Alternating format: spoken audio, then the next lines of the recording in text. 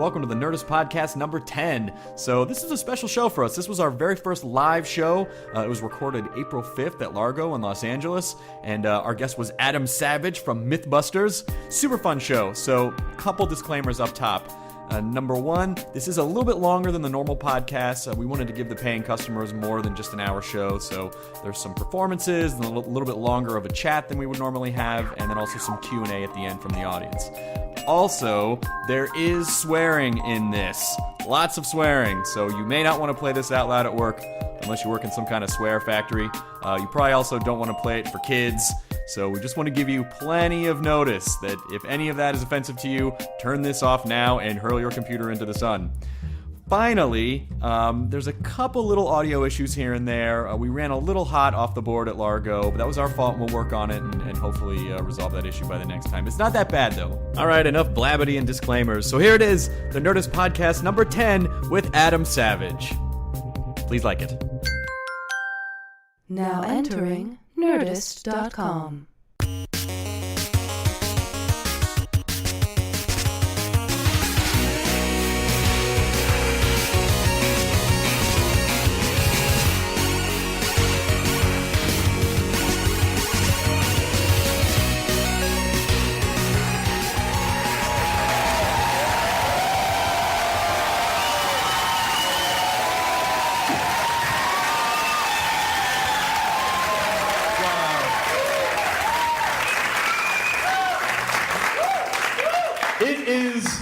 I have to be honest, it is thoroughly entertaining for me as a performer when I can come out and receive that kind of an intro unprovoked. Welcome to the Nerdist Podcast Live featuring Adam Savage of Mythbusters, you guys.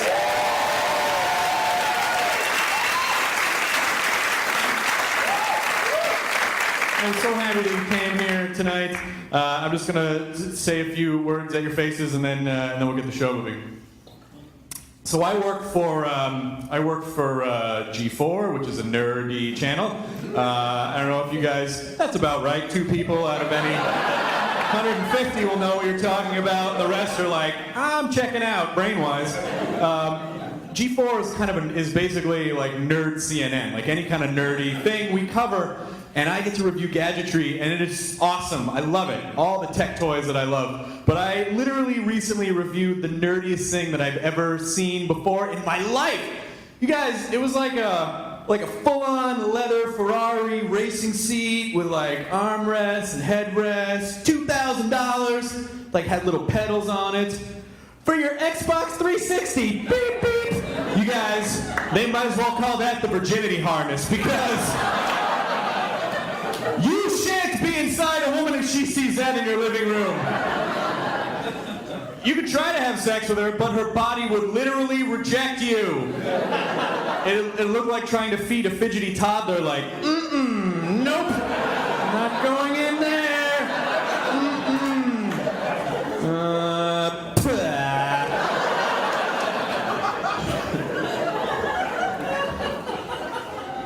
The nerdy stuff is awesome, and I love it, but there are downsides to nerdism, as I call it. Well, like, nerds don't really fight, you know? Like, there's no...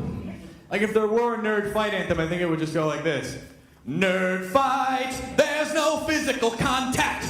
Nerd fight, internalize emotions and go home and masturbate out of anger. Like, we don't... I'm on a blog anonymously, nerds. Like, we just don't fucking mix it up. And I wish I could, I really do. Because as a dude, you know, sometimes you want to light some fucker up, you know? So I started taking boxing lessons a few years ago, and now, yeah, it's awesome. You know, I know how to box. So if I'm at a bar and someone's like, faggot, and then holds up 2 mitts, well, I could hit those mitts all day long. Sure, I could.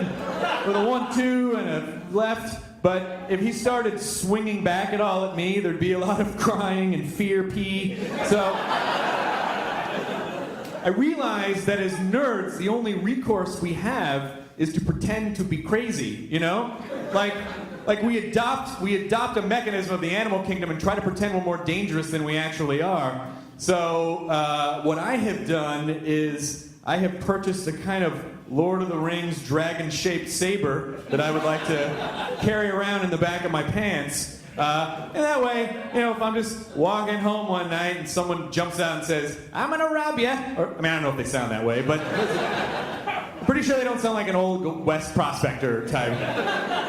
"Give me all your gold, gold." All right, they don't sound like that. But whatever they say, you know, "I'm gonna rob you," I will say, "They told me you'd come." Extract the sword, slice myself across the chest, and say, "The prophecy is almost complete." See if they hang around. Then I'm gonna hop on the back of a tiger and ride off. Yeah, that's right. I'm gonna ride a fucking tiger as my mode of transportation.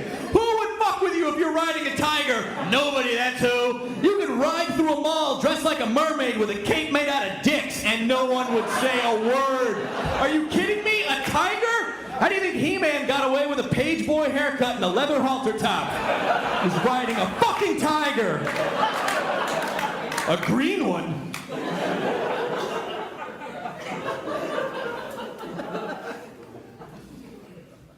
I don't have any kids, or crypods, as I call them. I don't mind kids. Then you see like the Duggar family of Arkansas with their 19 kids. 19 kids. Really? Have you seen the Duggar family? Okay. 19 kids. Obviously the woman is convinced she needs to fertilize every egg her body produces. Because she's literally been pregnant most of her adult life. Do you even know by the time you're having your 19th baby? Are you even aware? Or does your body just turn into some kind of DQ vanilla soft serve machine where you just belch out organisms? There's another one, put a shirt on him and send him in the corner. I honestly think the Duggar family's ideal situation would be to give birth to a pregnant baby as part of their fucked up human pyramid scheme.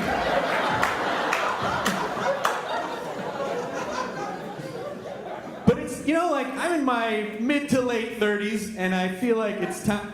Please don't laugh. It sucks. Oh, it sucks to turn 35. 30's not weird. 35 is where it gets weird. That's where you start checking a whole different box when you're filling out surveys.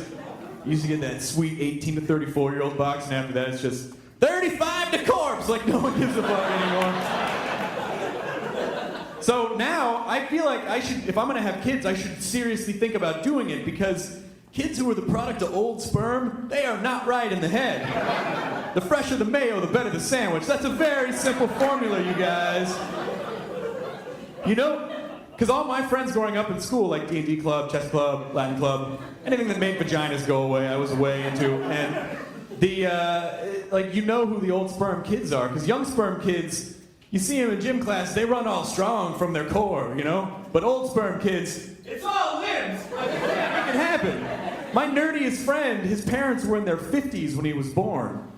That's not even like whoops. That's more of a, that still works, and then there he was. He was so odd.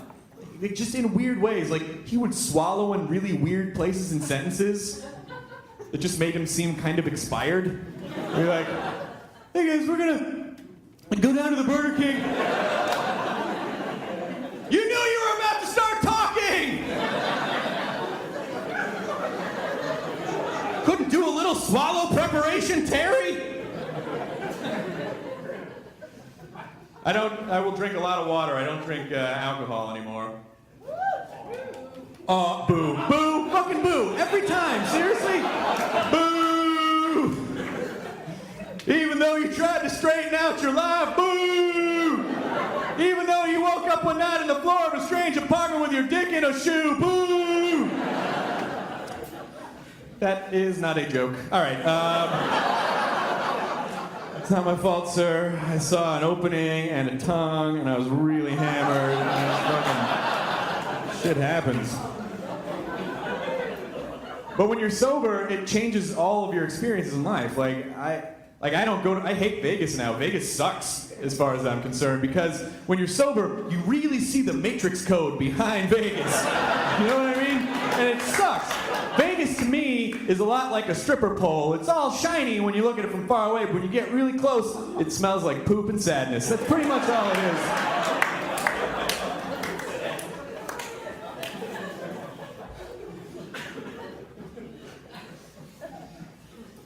I find it interesting that we're so obsessed with celebrity culture in our society, and I'm guilty of it. I do the Chelsea Lately show all the time. I look at the Perez Hilton blog too. I'm fucking guilty of it, and I apologize, but I am.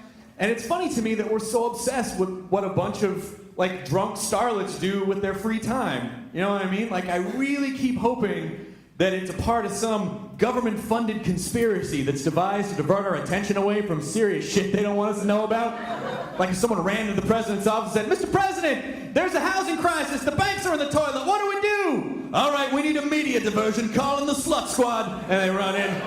"All right, Lindsay Lohan, I need footage of you blowing a guy on a camera phone." "I'm on it." "All right, Brittany, I need you to shave your sniz and wag it around at a movie premiere." "I don't think I can do that." "Goddamn it, soldier, you knew this job was difficult when you took it. Now man up and lose those panties." "All right, Paris Hilton, I need you to speak publicly."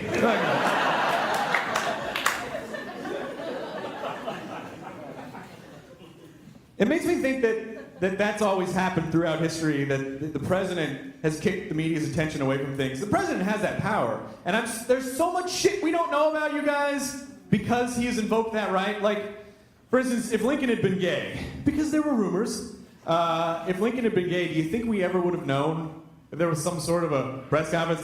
"President Lincoln, there are rumors that you're a homosexual." "Oh, really? Well, okay. Slaves are free! Slaves are free! Yep, off you go! Slaves are free! Oh my God, sir, did you just free the slaves? Oh, I don't remember, did I? Because, I've been shot. Yep, I've been shot in the head. Just a straight man trying to enjoy the theater.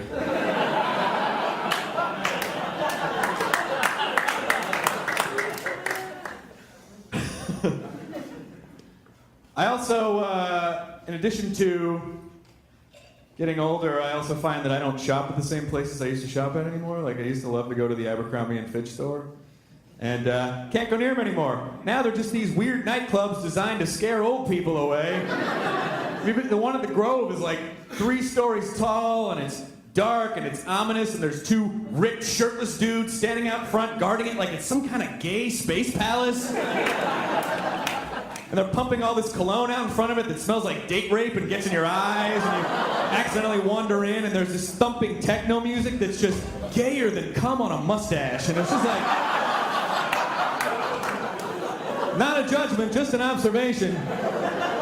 You really expect to see people doing rails of coke off the folding tables while vampires are feeding on Asian schoolgirls in the dressing rooms, while the ghost of Oscar Wilde is blowing the ghost of Andy Warhol on the back of a unicorn with a dick for a horn, shooting rainbows onto a Project Runway marathon.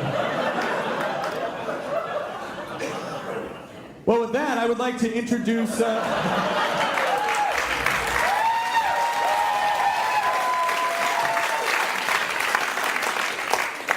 You know what, actually, I'll be honest with you. I've been doing the Abercrombie and Fitch show for a while. Someone actually put on my Wikipedia page, yes, I've seen my own Wikipedia page.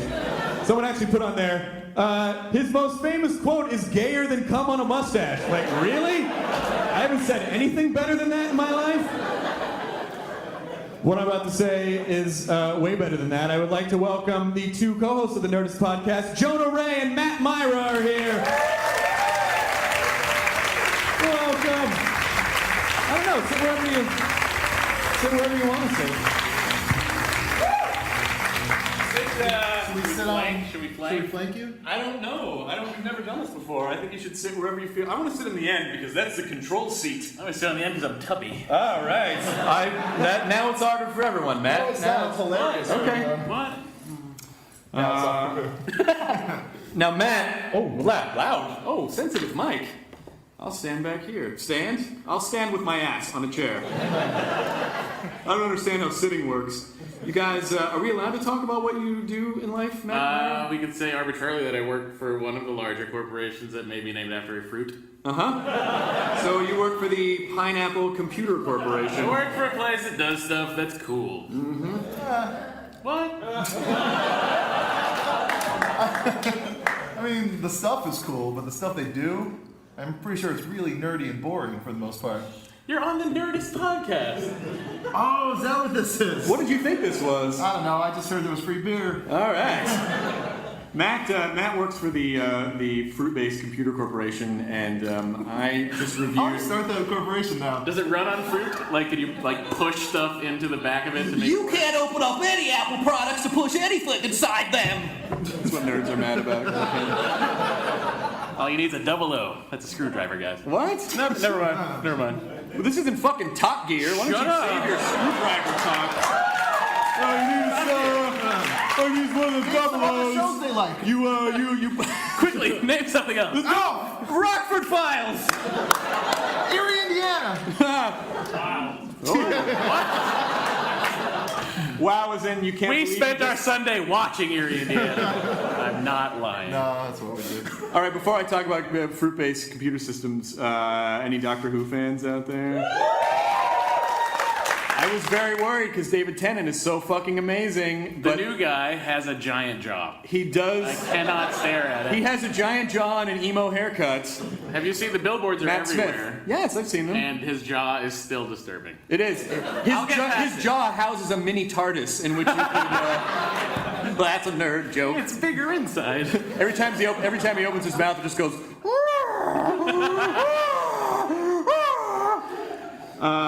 It's on Netflix. Watch it.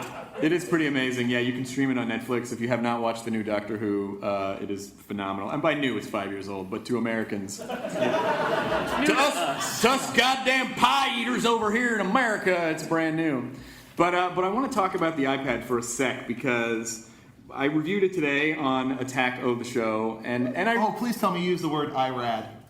what? Did you say it was IRAD? No, why would I do that? I woulda. Oh, that hurts my tummy. I'm a fan of the word. I reviewed the iPad, and in general, I liked it. You know, like it is a gorgeous device. And I got in a fight with Twitter. Which you do a lot. Here's the problem, man. Okay. Here's what I don't like about Twitter. I love Twitter. I love it. I think it's a great tool. I enjoy it. You know, I'm on it a lot. And the problem is that every once in a while, a few tweets will sneak through that just get way under my fucking skin. And so when you multiply that by like 30 or 50, where people are just needling you, Yeah. then you just explode at Twitter. So I said I love the iPad. I thought it was a gorgeous device. And then instantly, there was a lot of like, you just got unfollowed, dude. Fuck you. How much is Apple paying you? And I'm like, are you fucking kidding me? I just said I like a thing, and that tipped it in the unfollow direction? You can't like new things on Twitter. No, well, you can't like, because it's, you know, I think part of, the iPad is an interesting hot button. Are you guys excited about it, or are you angry about it? That is lukewarm. That is lukewarm at best. That's like okay to bathe a baby in warm. Not even. Hot water will not burn baby. No. No hot water will burn baby. And for those of you listening to the podcast, that not only did they say meh, but they did that hand wag. I'm not sure if you can hear the wisping of wind going You might. between the fingers. That was the The hand. crowd's dark, but all the arms that did that were pale enough for me to see. You can see them. White people catch just the right amount of light in a darkened theater. Thanks, guys.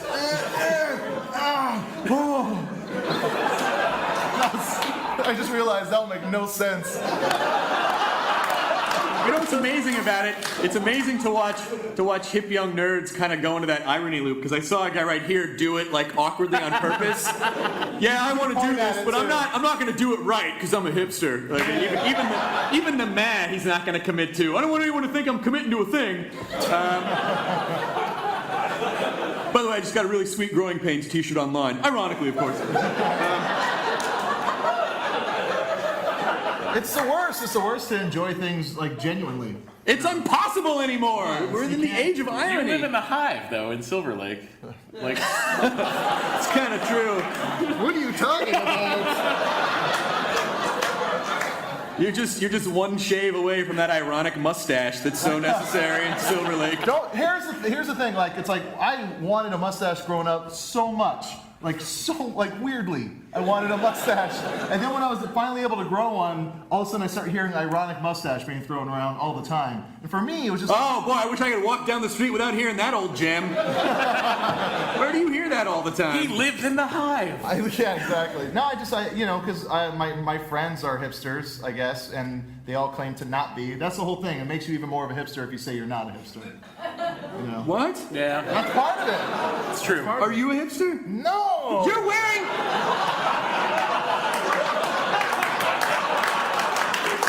You're wearing fucking Harry Crane's glasses from Mad Men, for Christ's sake. No, see, when I had to get glasses, I was in the 4th fucking grade when I had to get glasses, and I told my mom I want Garth glasses. Oh. I wanted thick frames, black all around, and I've grown up since then, and I've just black almost all the way around. I thought you were going to go in that direction that I feel like young in denial hipsters go, where they want to tell you how long ago they heard something first. Oh yeah, I put these glasses. My dad came on these glasses and into my mom, so it was like, right from the point of conception, I had these. I'm not saying that I was before anything. I just said like I was into comedy and I was into Right. Garth Algar. That's fair. And it's odd now that I'm a fucking psychic.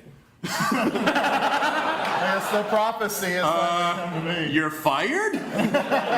Yes! Whoa! No! In fairness, you're fired too. Yes! Yes! Wait. No. Erie, Indiana, my house.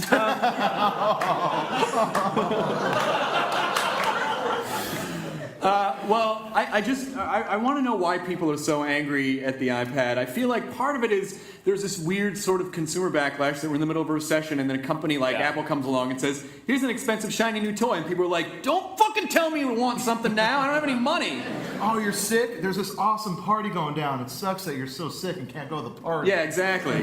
Is that kind of what it is, or are you guys worried about the Apple kind of walled garden of software? Walled garden. Wild card. Well, I'm glad we straightened that out. I like it.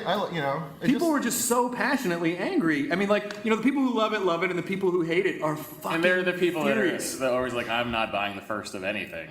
Yeah. Sir, did you think this was Parliament or some kind of town hall? What happened? For the man in the first row, please. No. Will you please recognize the gentleman from Echo Park?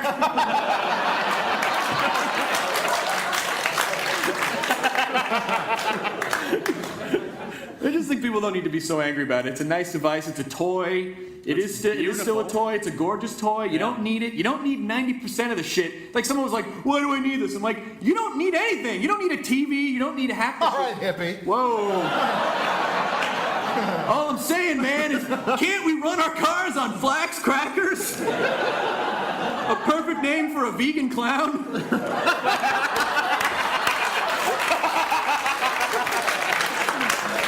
You see, kids, the face makeup is all animals. You can't test this on animals, man. That's why my face is burning up.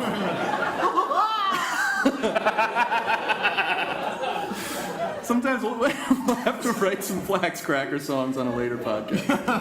Flax cracker.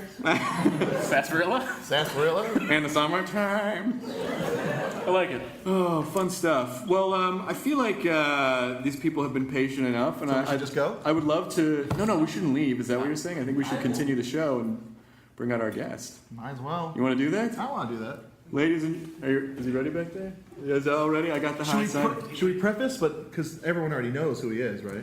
Well, what kind of a preface did you want to? What are you thinking of? See,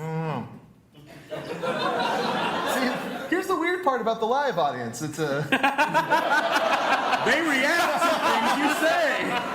I don't like it. That's good, Jonah. Tell him you don't like him. Get him on your side. No, it's the idea of them. Someone instant you. It's only your very existence. By the way, Adam did say whatever you want. Just make sure it's the longest, most awkward intro anyone's ever gotten ever. Done! Let me set up the mic for him because he's actually going to come out and he's going to perform. I think he's going to do some stand-up for the very first time.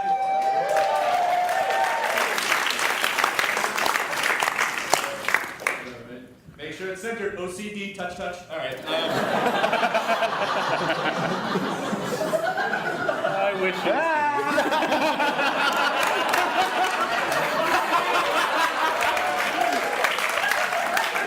Don't you fuck off! My girlfriend does that to me all the time, and I get so mad. She'll just look at me and then just kind of slide a fork, and I'm like, yeah!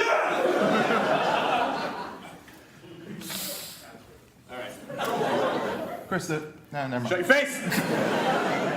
Ladies and gentlemen, you know our next guest from his very own show, Mythbusters. Please welcome Mr. Adam Savage!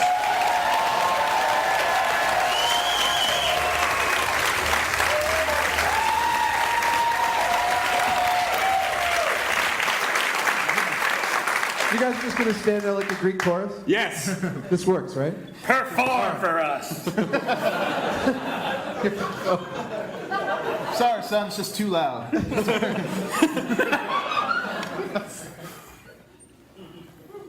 I think my kids know what cocksucking is.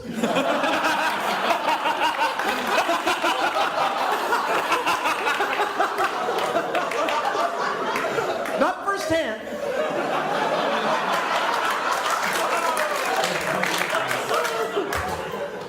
I want them to grow up with all the advantages that I had. And I was raised in the 70s, which means I was raised by wolves in upstate New York by bohemian parents. We befriended the very first gay couple in Westchester County, Bob and John. They were party throwers. And I was raised on a steady diet of really inappropriate European films with subtitles, tits, and cursing. So I take my kids to a lot of inappropriate movies. And I'm starting to rethink that policy. I got this call from the school last week. My ex-wife got the call, and she called me because the teacher was really pissed off, because apparently I have twin 11-year-old boys. One of them, Thing 2, had apparently been in class with a little girl who went like this. She went like this. And my son, Thing 2, said, "Oh, don't do that. You know what that means." And the teacher said, "What does that mean?" And apparently my son said, "Blowjob." So I met him. So, how am I going to deal with this? I figure I'm going to meet him at his therapist's office tonight. That's how serious I am. So I meet my son at his therapist's office, and I say, "Do you know why I'm here?" And he said, "Is it because I made this symbol to my mom last week?" And I'm like, "No, but we're going to talk about that too." "No, it's because of what happened today at school." Totally blank stare.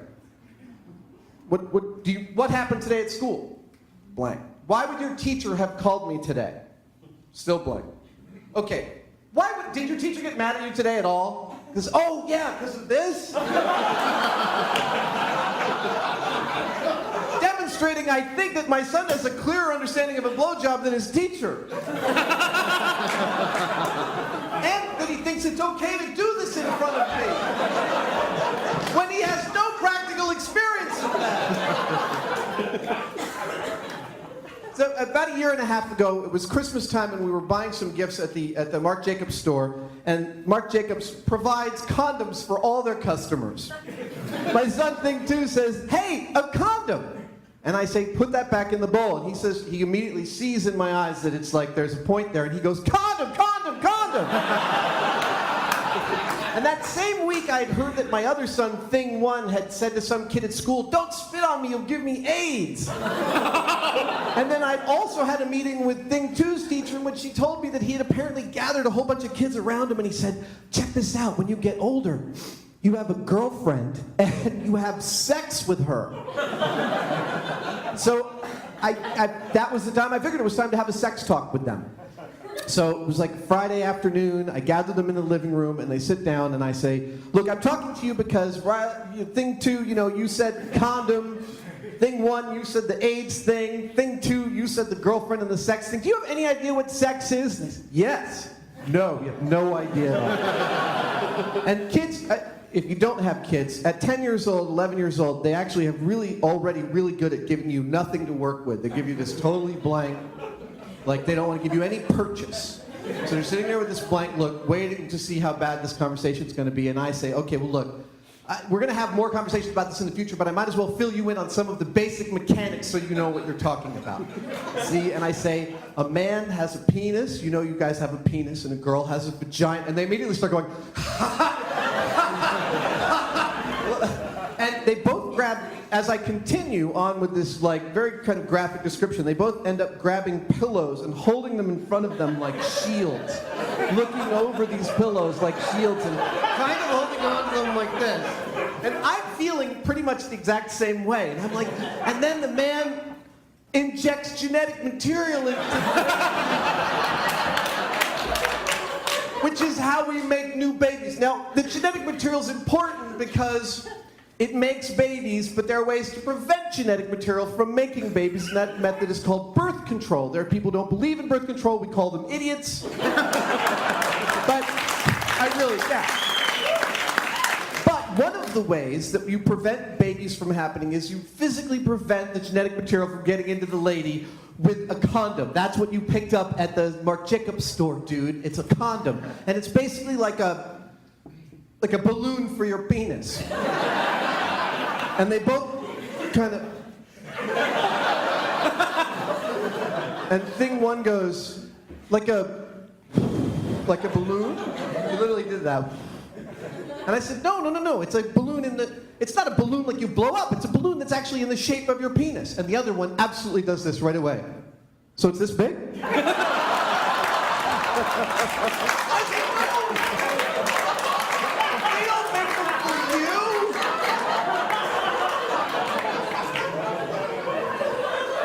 But 6 months later, I'm picking them up at daycare, and the daycare teacher says, Think Two's in real trouble. He told Carol's mom, he called Carol a whore. Actually, he didn't call Carol a whore. He told Carol's mom that he had called her a whore several months ago.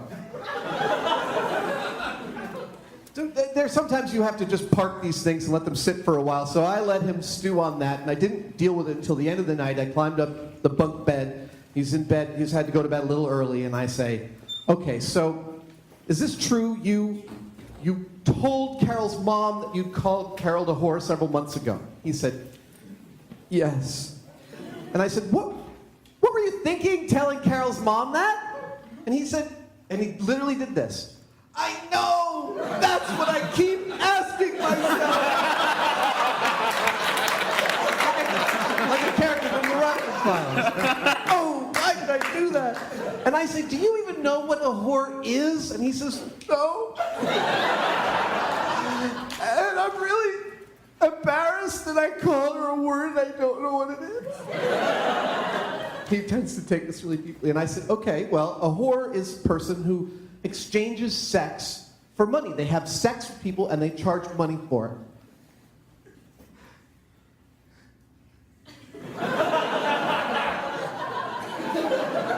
I thought that was a hoe. Thank you.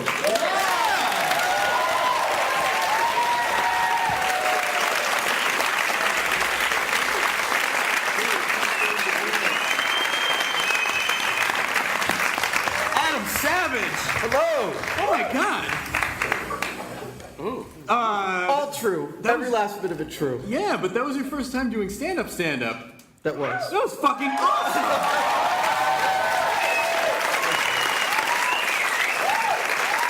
And My heart is pounding. That's I intense know. what you people do. That's the race that you get afterwards. that's a rush. Secondarily, fuck yourself, because my first time was not that awesome. My first time was a lot of... I just thought that was funny. I'm moving on. Afterwards, people were like, you were really brave to get up there. I'm like, yeah, man, I'm going to fucking make it happen. But that was gorgeous, man. That was awesome. Did you always decide to stand up something you probably wanted to do for a while then? Absolutely. Some of my greatest heroes growing up with, like Steve Martin, were stand-up comedians, and a lot of my favorite actors are stand-up comedians. I've been in the public eye for 7 years doing this show. I actually got my start as a child actor. So I originally wanted to be a performer. I was going to ask you about your pivotal role as drowning guy in Billy Joel's "You're Only Human" Second Wind video. Yes. That's where I saw you. Yeah. On tour de force. It's a tough call, but it is absolutely the worst of all the Billy Joel music videos. That video is on the enhanced Billy Joel Volume 1 and 2 Greatest Hits collection. What the fuck, man? You're welcome. I will tell you that when my wife didn't know that I was in this until, I don't know, we'd been married for a couple of years. Well, it's something you don't want to tell her before the wedding.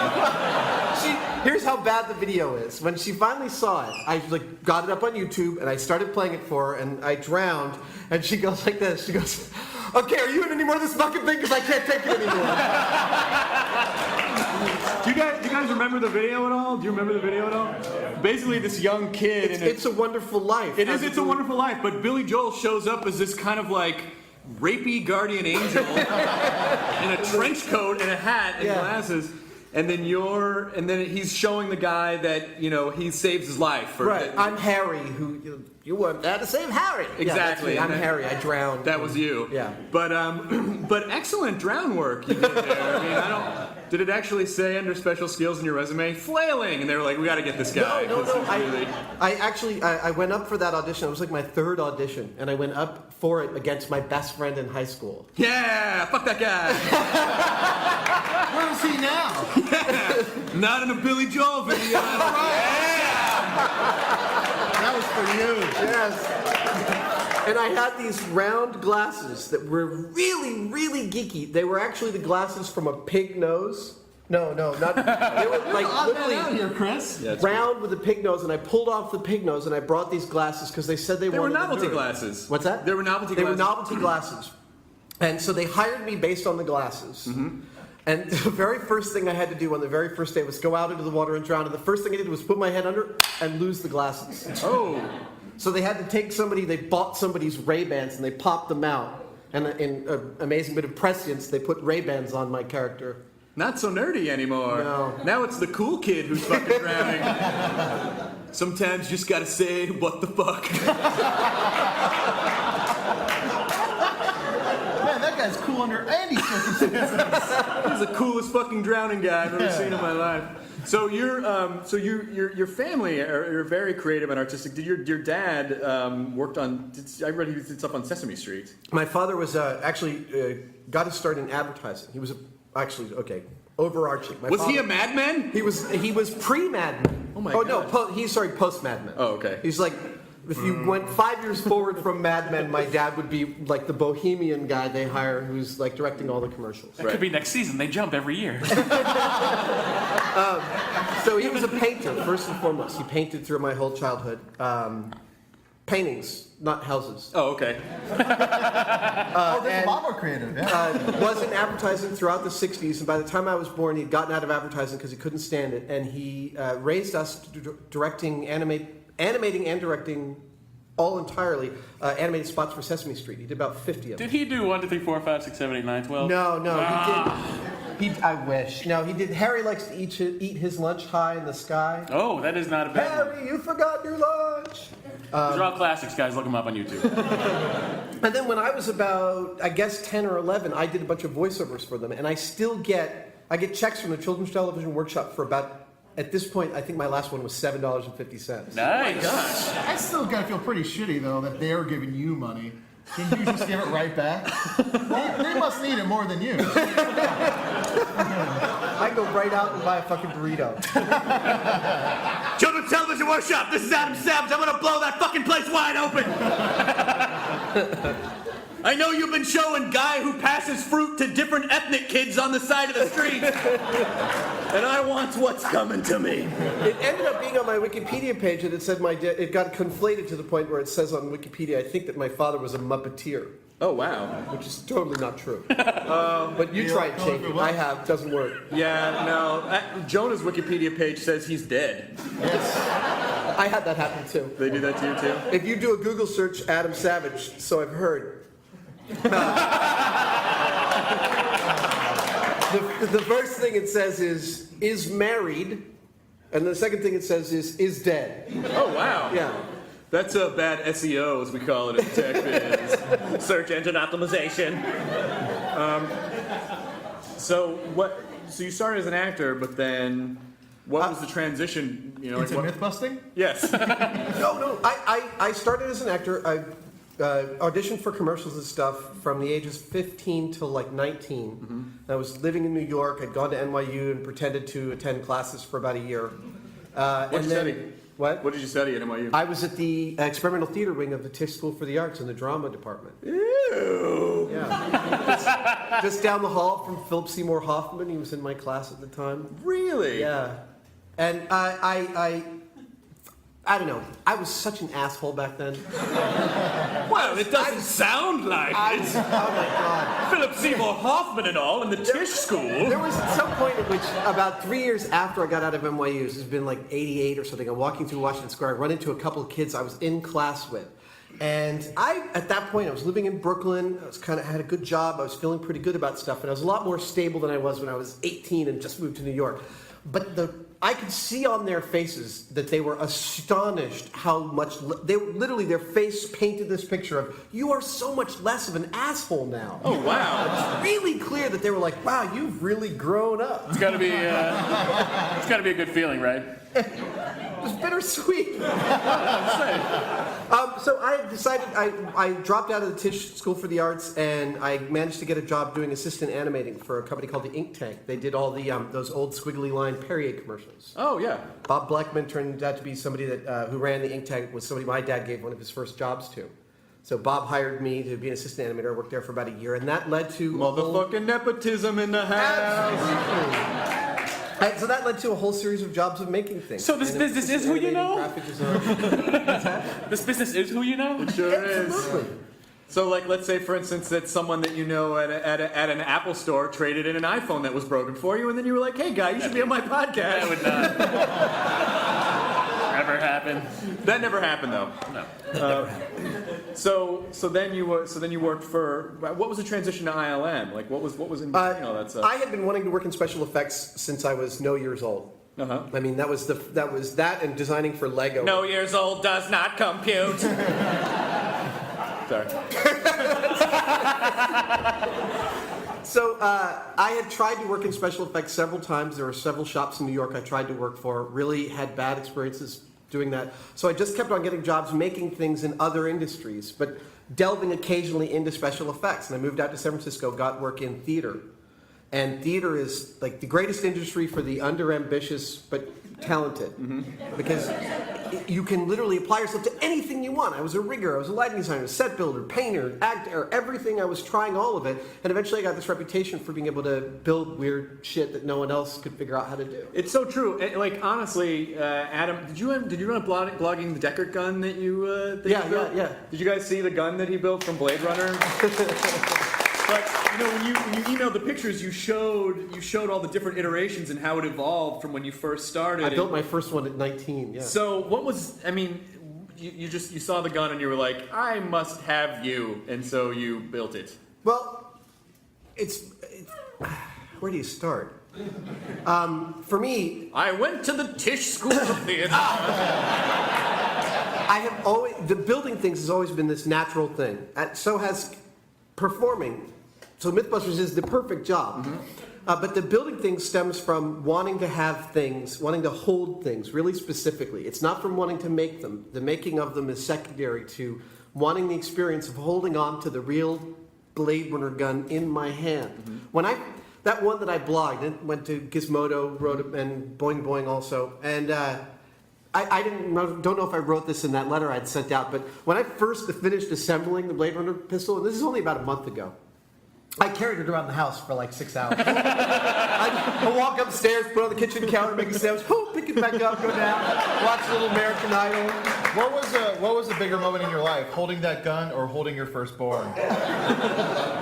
No, holding my firstborn. You had to wait, though. You had to No, I just was shocked at the question. I, on the other hand, would rather hold that gun than your firstborn. Okay. At least he's honest. Fair enough. It's all perspective, really. Did you ever actually hold the actual Deckard gun? I am blogging about that Deckard gun, got me introduced to the person who bought it. Oh my gosh. They bought it last year at auction for $258,000. Worth every penny! And they've asked me to keep them anonymous for now. They plan to open a museum of film memorabilia because they have some really amazing pieces. And later on this summer, I'm actually taking a trip to go meet it. Oh my gosh. So I'm actually going to bring mine. And because it's problematic to transport even a gun-shaped thing over state lines, I'm taking it entirely apart and shipping it in pieces. Oh, that won't raise any red flags. Like Malkovich in The Line of Fire. I have one of those too. You have that one too? I have Put the caskets bullets from in the years bunny ago. keychain, and then you're good. That's amazing. I would totally mod mine to work with the Xbox. Like when you put little things on the end, like you go over to someone for network game and you're like, I got this one, and you just fucking. That's gorgeous. And so when is this going to happen? And when? Sometime in the summer, I'm gonna travel to the unspecified location where the owner is. And I'm going to be introduced to the real Blade. I talked to him on the phone for about an hour. I had a question for him, like, what was the right side cover made out of? And he goes, hold on, let me get it. And I'm like, he's going to get it. He's holding it while I'm talking to him. That's fantastic. It's like geek phone sex. What's the Deckard gun wearing right now? Could I take the handles off? Everyone wonders if the inside is painted or not.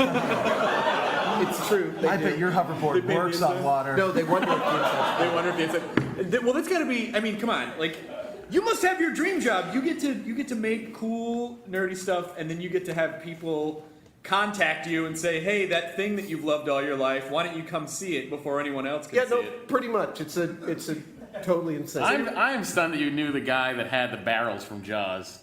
That yes. was amazing to me because That was okay. So I frequent this group of prop enthusiasts called the Replica Props Forum, the RPF.com. Oh, the RPF. Oh, yes, This is RPF.com. Yeah. This forum is something like maybe 2,000 posts per day on this forum.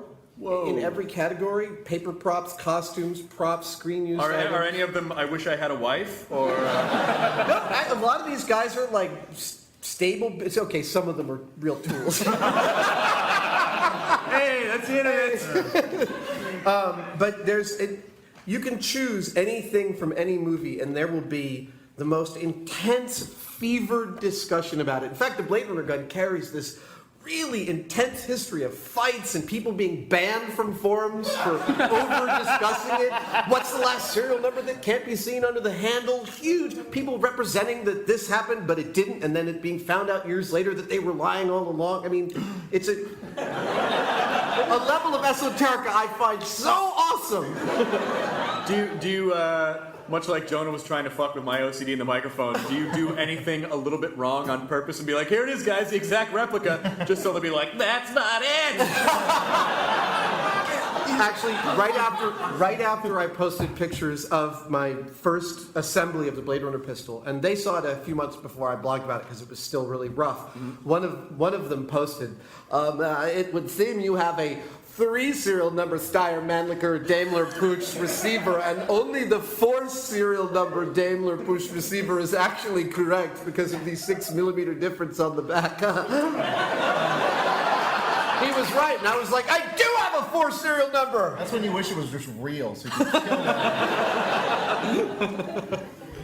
No, I actually, as a prop builder, as someone who's actually done it for the movies, I'm a lot sloppier than the prop collectors on the RPF. They'll often... I was going to bring that up. They'll copy every scratch on Obi-Wan's saber. Well, what do they do about the raised proton pack in the first scene in Ghostbusters? Once get that scratch and they think it's a light, but it's actually the paint rubbing off? The proton pack is actually one of the best... and That's most true, everybody. documented- It's true. The Ghostbusters forums Yes.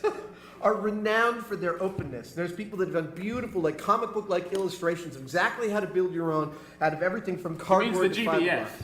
The Ghostbusters forum, yeah. Oh, sorry. From before, the thing. I remember now. A classic acronym callback. Solid gold. Sorry. Yeah. Were you trying to do the acronym for classic acronym Not callback? that smart, not that quick. All right. So, do you feel... Because, it's funny. We're just sort of getting to the point where CG looks okay to me. I feel like before it was, oh, that looks good for CGI.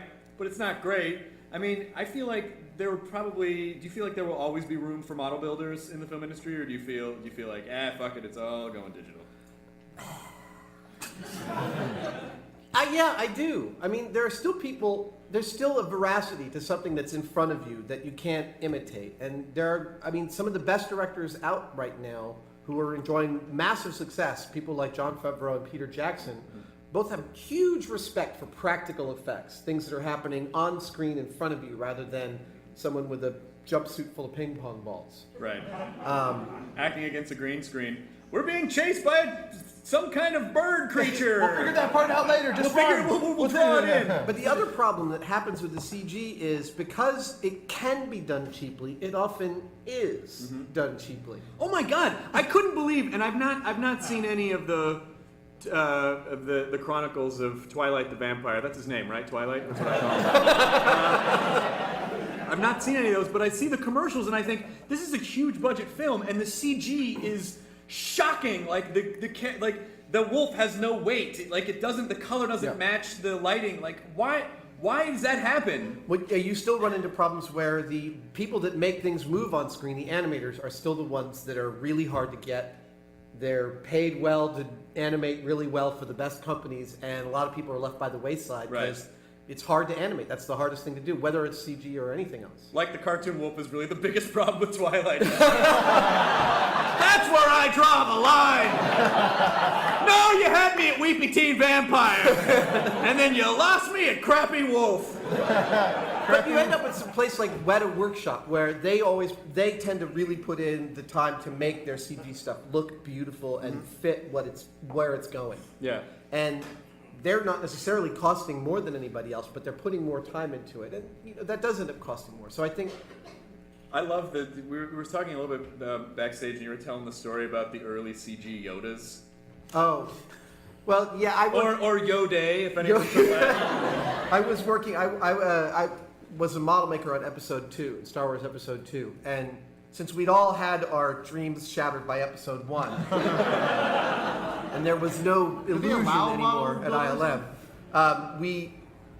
we followed the progress of some things backstage, behind the scenes. And one of them was that Yoda was supposed to have this fight. And everyone was like, no way, Yoda's supposed to fight. How's he going to do that? And apparently the script said, the way Yoda fights is indescribable. We were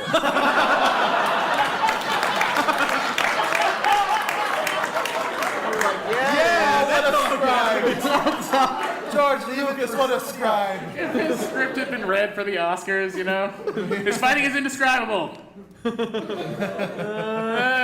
Then that other guy pulls out his sword thing. But apparently, in lieu of dialogue, he just drew a guy shrugging. I don't know what that means. now telling this story probably means I'll never ever get hired by ILM again, but here goes. One of the early descriptions of Yoda fighting was that he had some move where he'd levitate sideways with his lightsaber in front of him and be able to drill holes through walls. Oh. And apparently the first few people to see this animation were just like this. Oh, this is gonna sink. This is and I talked to a couple of the guys who saw it right after they saw it. They're like, it's the worst thing you've ever seen. Little did they know Episode 3 was right around the corner.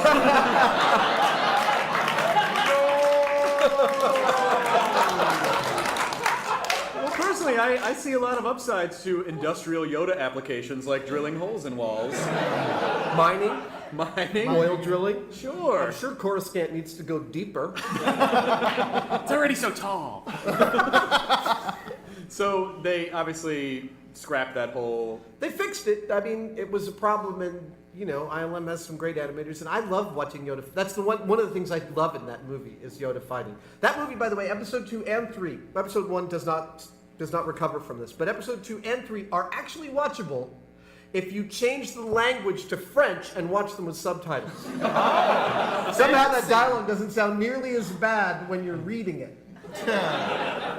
Me and my friend Neil used to put on the movie Triple X with subtitles, and it would sound like Vin Diesel was just reading the entire script. So I really highly recommend it. It doesn't seem like seems like you're reading it for the first time along with him. It's a lot of fun.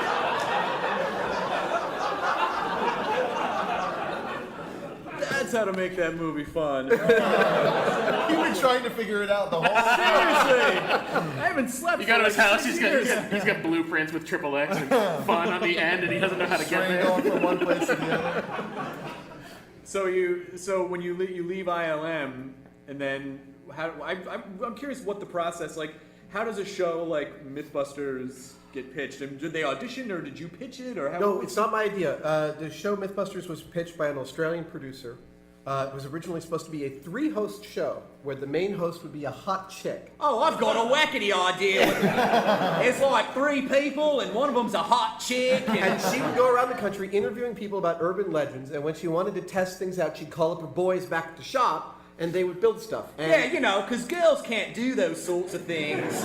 so you remember the show Beyond 2000? Of course. So Beyond production. I'm sitting in the park and I'm on the internet. GPS might fit on your watch someday. I remember Beyond 2000. So Beyond 2000 was the show that built the production company Beyond Productions. Too bad they didn't predict the global economic crisis.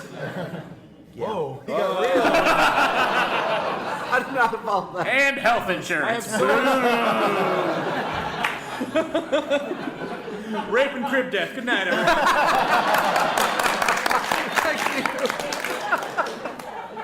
So Beyond 2000. So Beyond, they having traveled around the world interviewing people, especially a lot of special effects artisans. The producer knew that he figured that special effects guys would be the best guys to build stuff for the show because they worked in all sorts of different materials and they were scientifically inclined. And he contacted us about sending in a demo. I contacted Jamie, and Jamie asked me if I'd be interested in doing it with him because he didn't think he could hold the whole show on his own. And I came into his shop with a digital video camera. We shot for a couple of hours. I cut a 16-minute demo reel on my Pismo. Oh. And they showed up 3 weeks later. They restructured the show based on our demo reel. They were like, no, these guys could host it and build everything.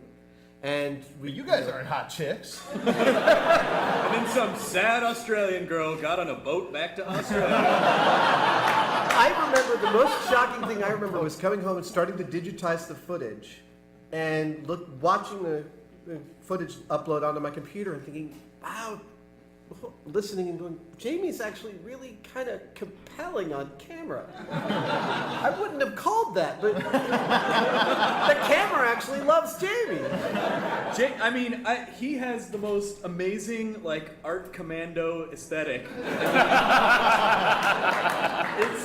I don't really know Jamie, but when I came and had lunch with you at M5, and he was just like, hello, and then that was it. And I'm like, oh my god, he hates me. Like, I couldn't tell. Is he, like, what's Jamie really? The stories you must have. Do tell. I always picture, I invent this whole history for Jamie, and I imagine him as this like superfly pimp.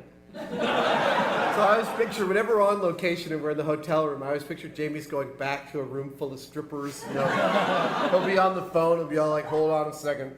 Do any of you bitches want some food?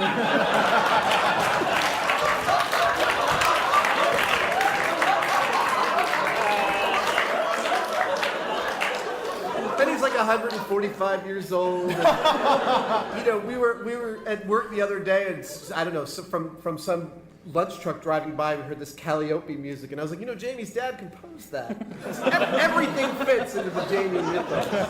And he sits there and he goes, I'm just standing here, and somehow that's funny. Best Jamie Heineman moment ever, though. He does have a very dark sense of humor, even though he doesn't understand it sometimes. We're sitting around, we're talking about, I don't know if you remember a few years ago, Billy Bob Thornton gave this interview talking about fame, and he said, look, you guys don't know what it's like. You could be married to the most beautiful woman in the world, and having sex with her could be like fucking the couch.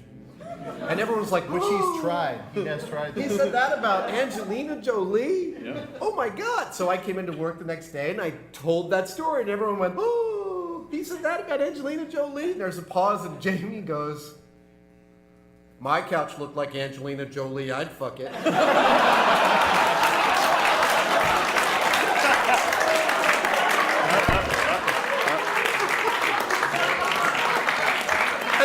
And then he looks around as we're all like on one knee, unable to breathe, and he's like, what? And then off he went to build a couch that looked like Careful not to sit on Angelina's face. Well, I mean, especially because that guy has such a specific look. I know we've talked to, like, people dress like him now, like, right? Don't super fans? We had an intern walking through the Castro district in San Francisco, which is where the gays commune. What? Commune. And he walked past a guy in khakis with a white shirt rolled up here with a black shirt up to the elbows and a big walrus mustache and the beret. And the intern said, "You look like Jamie Hyden." And the guy said, "That's what I'm going for." We got a lot of over-the-top gay fan mail in the early days.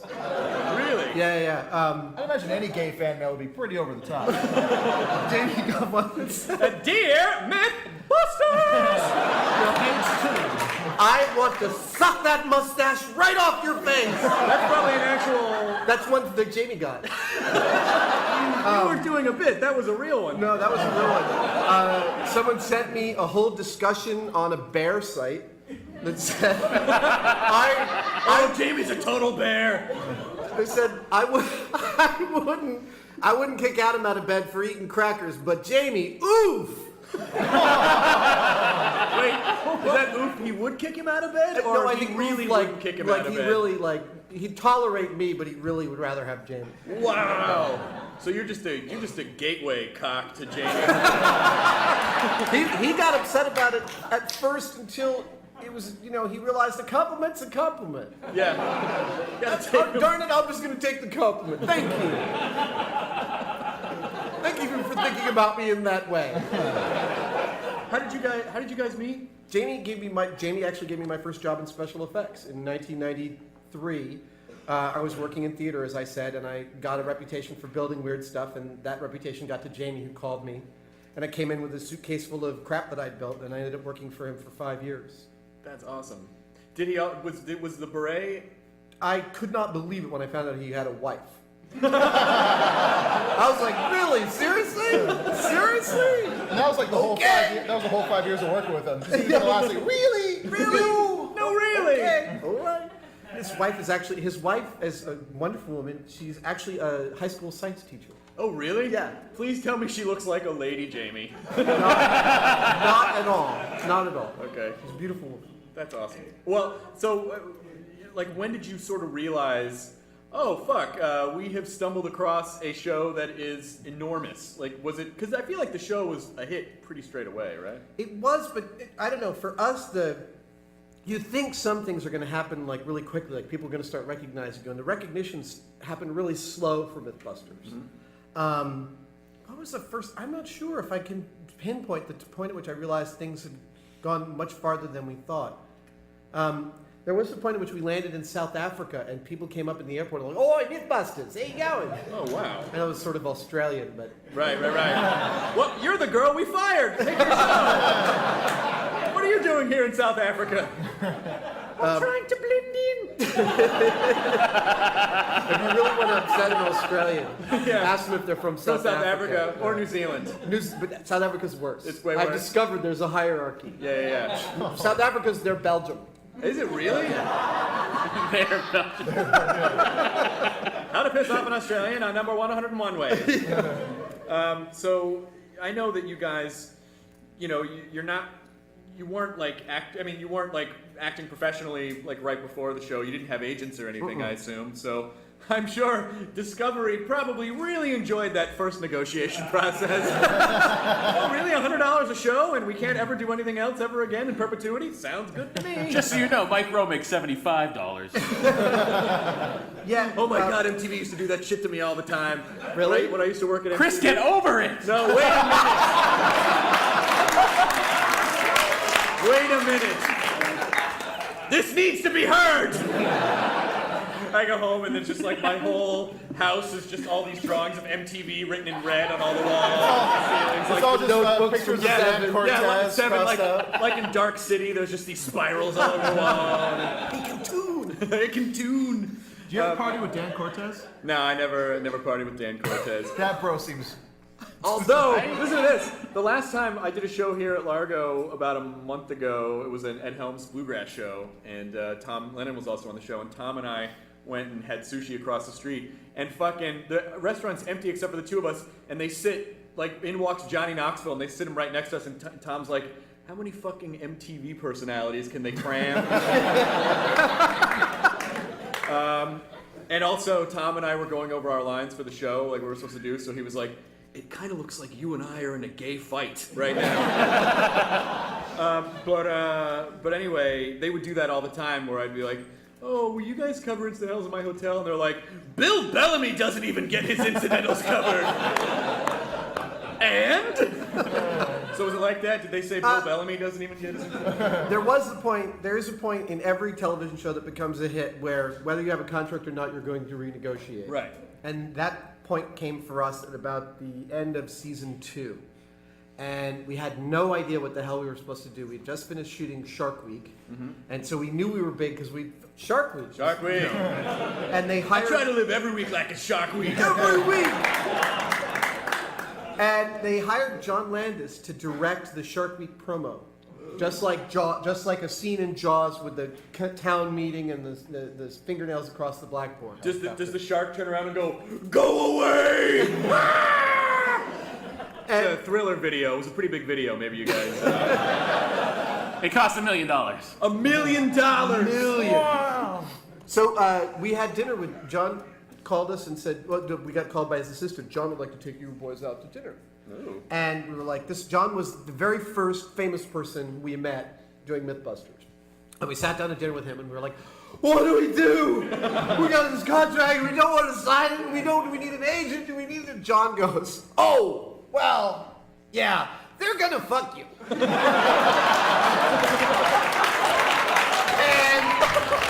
you gotta resolve yourself, you're gonna get fucked.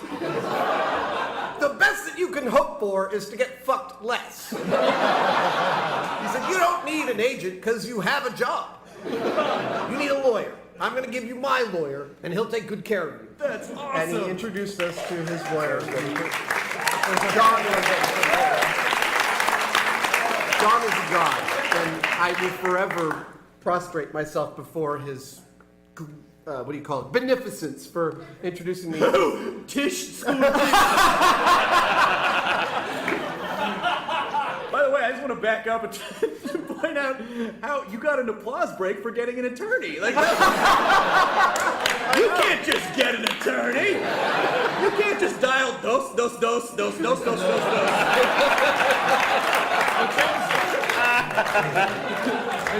abogados. Excelente. Un accidente. ¿Es DUI? ¿Dónde están los Mythbusters? Dos. No, they changed it Los to cazadores de mitos. I like that. Sí. The hunters of myths. Oh, the hunters of myths. But you don't really hunt myths. In South America, we do. Wow. Did you renegotiate and get rid of that folklorist? No, that wasn't part of our renegotiation. It should have been. Thank God. No, I'm sorry. What a dick. It just was more efficient to shoot without her. Yeah, I agree. Anyway, you're welcome. I'm sorry. I harbor no ill will towards Heather Rickham. She was very nice. Hey, this isn't the first time we had to give someone their walking papers, Heather. Plenty of room for you in Brisbane, though. Nice. You know, Brisbane's also a town like 5 miles south of San Francisco. Yeah, I know. It works two ways, Adam. On my references, I make sure there's an international one and a local reference. Just like when I grew up in Memphis, also in Egypt.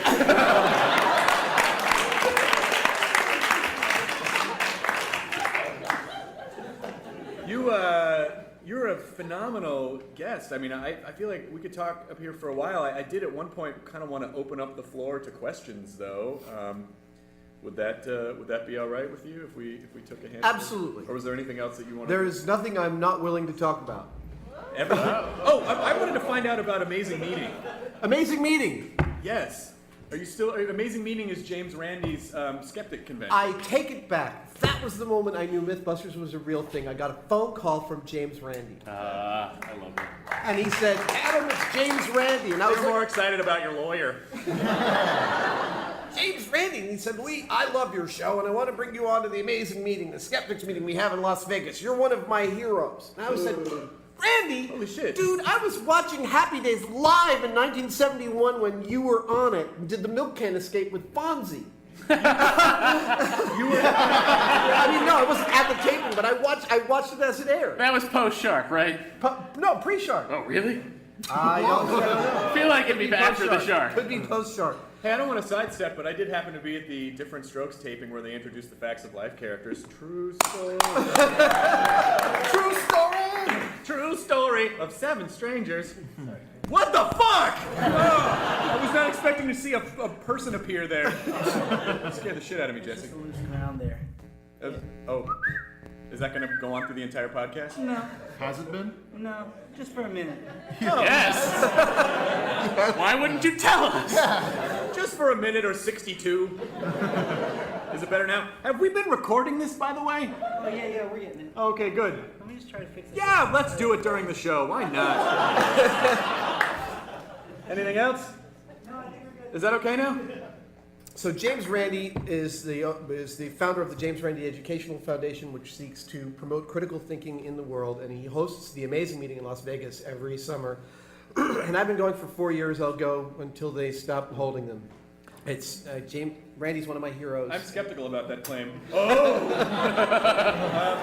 I love that James Randi, when he was in college, he would give tarot readings for extra money, and he experimented by starting to give the opposite readings of what the cards were saying, and he said people always found a way to connect it to themselves. Whatever he told them, they'd be like, of course, that's why this or this or this. And, you know, like, I guess that was part of what kind of launched him on this path of skepticism. And he also considers that he's part of a really important lineage, starting with Houdini, of truly great magicians who are redefining their art form, and specifically as an escape artist. I mean, Randi was the first guy to do a flaming straitjacket above Niagara Falls. He, was the predecessor of David Blaine. And Randi... Ugh, David Blaine. He feels like people who are trading on mystical abilities and charging people money for it are the worst kind of exploitative motherfuckers, to put it mildly. What, you mean like magicians, or you mean like psychics? And, Psychics. Yeah. Psychics. I'm making air quotes now. Yeah. So when because you were also you're also a magician, right? No. Oh.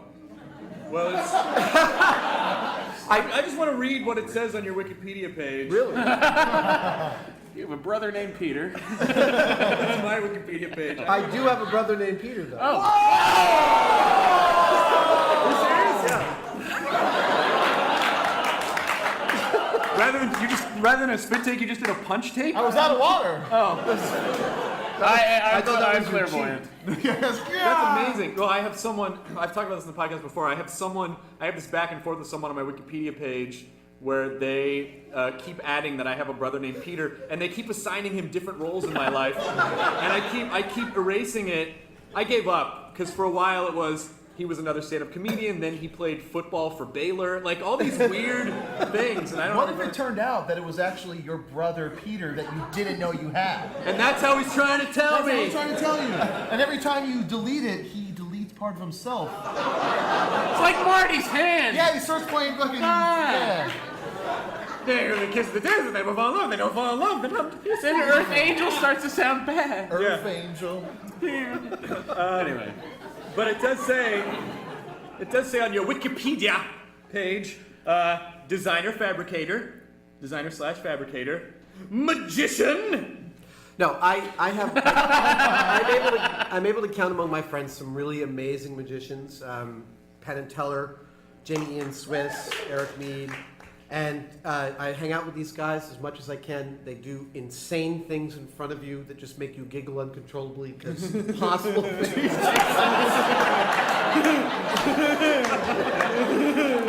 No. You stop, but you're giggling. The masturbating monkey is universally funny. Bro. All right. You So start, I you am, start I am crying, not it's one funnier. of them. You're not one of them. I play around with a deck of cards occasionally, but I don't do tricks. I did. I mean, you're gonna have to sit this story again. I hope you don't mind, because I told you the story at dinner. We were talking about Penn Jillette earlier, and one of my favorite all-time stories is the Penn Jillette story. And since you're friends with him, I really want you to ask if it's true. But the story is that years ago, Penn was having a party at his Vegas house, which I guess looks like a prison. Is that true? He has a house that's... It's a unique architectural. I haven't been there, so I can't tell you what it looks like. Okay. But it is apparently quite unique. So he was having this party, and he has a lot of cool, an eclectic group of friends, circus people, all sorts of friends. And so he has this animal trainer who's going to bring a chimp. And so the animal trainer says to Penn Jillette, "Hey, listen, are there going to be any little people here, aka midgets?" All right. So he says.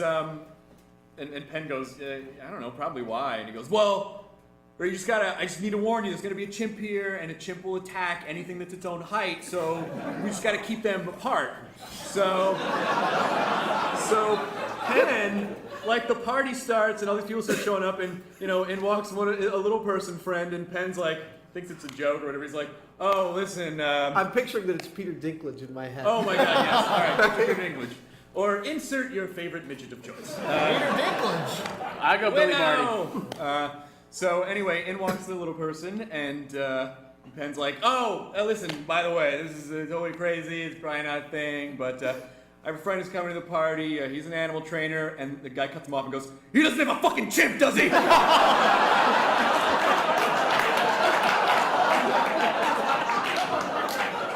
You've got to tell me if that's I true. will find out. I have a somewhat related midget story. When I used to work at a funeral home, and Oh my God, his funeral Anyway. home stories are, and he loves it. Like, when he goes home to Boston, he fills in part-time at the funeral home, just helping out. put the fun in funeral. So we're at the cemetery, and Manny, one of the cemetery guys that digs the graves, he says we're just standing there afterwards. We make sure the graves filled in so no one steals stuff. So we stand there with them while Yes, they're that's doing the it. minimum. Anyway, That's the minimum that guy's job is. Make Right. sure it's filled. So he turns to us, he just goes, "Hey, can I ask you something?" And I'm like, "Yeah, what's up, man?" He's like, "You guys ever do a funeral for a little person?"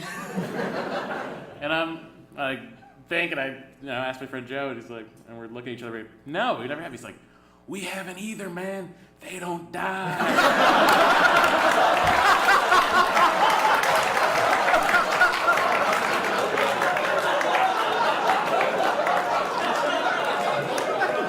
So, take that. Midget always win in a chimp fight. Even without a face. Right. I have a Penn story. I was on Penn's radio show. We were talking about the specific psychic ability of cold reading, supposedly learning all sorts of stuff about a person. But it's a bunch of techniques that anyone can learn that give you, basically people tell you what you're telling them. They're telegraphing it. You're getting the information out of them. Penn was saying that they had shot a segment years before about doing cold reading, and they learned these techniques. And he said, really, cold reading comes down to just really looking at someone and listening to everything they're saying, really deeply listening to them. And I said, also a great way to pick up chicks. And he said, yes, exactly. He said, the guy I know who is the most scoringest guy in all the world, like I went to his birthday party, and like 3 Playboy playmates were ex-girlfriends of his, is Fisher Stevens. What? Fisher Stevens. He did date Michelle Pfeiffer. He says, Fisher Stevens, when he looks at you, you want to sleep with him. He's like, makes you feel like the most fascinating person in the world. He listens to everything you say. He doesn't have to look at me. Pussy magic.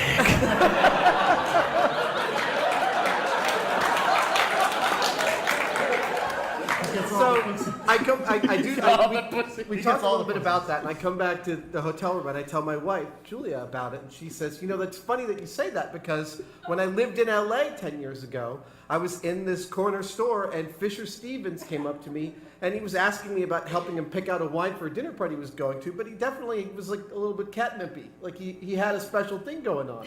Wow. And I was like, wow, really? Like direct corroboration. So I immediately got on email and I wrote, Penn, check this out. Julia had blah, blah, blah, blah, blah. And Penn, who emails you back so fast it seems like he's been watching you type, wrote back, he fucked her. She just doesn't want to tell you.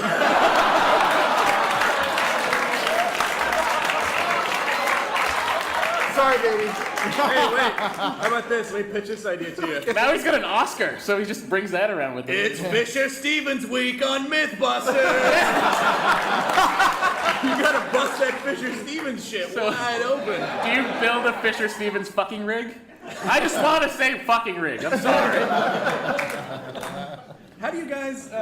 Who designs the myths that you guys like? How do you? What's the meeting process like? It's all over the map, but basically it starts with a story we know is going to be good. Like, I get on Twitter, someone says, dirty versus clean car. Dirtier car gets better gas mileage than a clean car because the dirt creates some sort of boundary layer. That's more than 140 characters. Actually, they did it within 140 characters. No, they said dirty versus clean car, dirty car, more aerodynamic because of golf ball-like effect. Whoa! And I have sat on endless plane rides having Jamie bend my ear going, well, I mean, what if that really does help golf balls slip through the air? Why don't planes have dimples on them? So I'm giving you the short version. Wait, I 2 hours. have to tell the listener that you just made a hand mustache that was enormous and also moved like the tendrils of the ood. It's prehensile.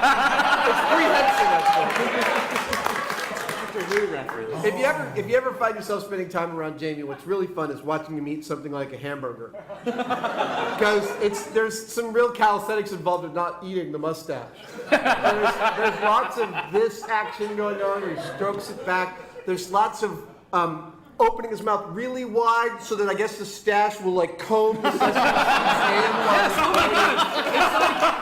He's basically employing it like baleen on a where he's filtering the nutrients through his mustache. Exactly. That's fantastic. I grew my beard really long. I guess this Christmas. I got a really full beard, and I had to shave it at the point I was standing next to Jamie. We were having some story meetings, and I was doing the same thing he was. And I was like, oh my God, I have to shave my beard. You know you look like Jamie Heineman. That's what I'm going for.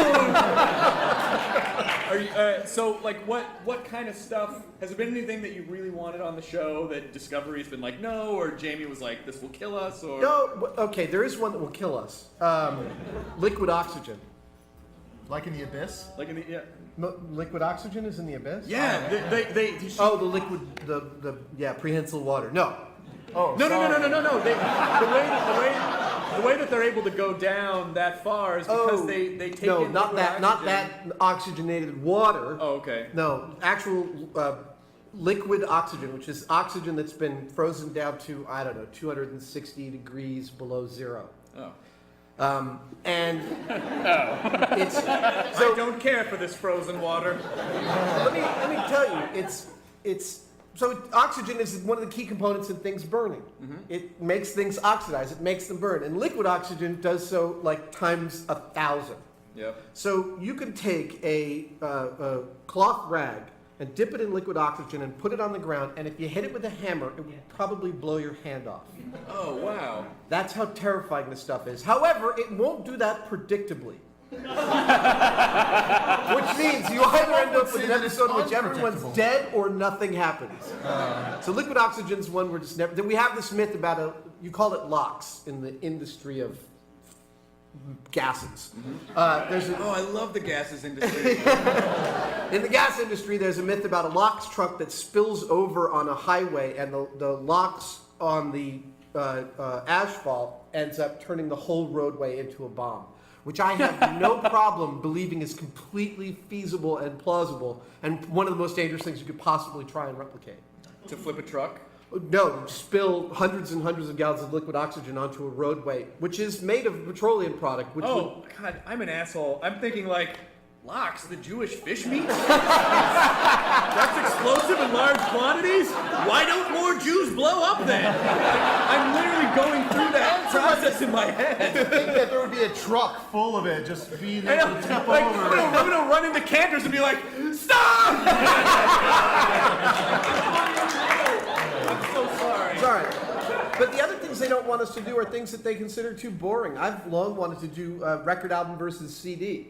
Yeah. And now versus MP3.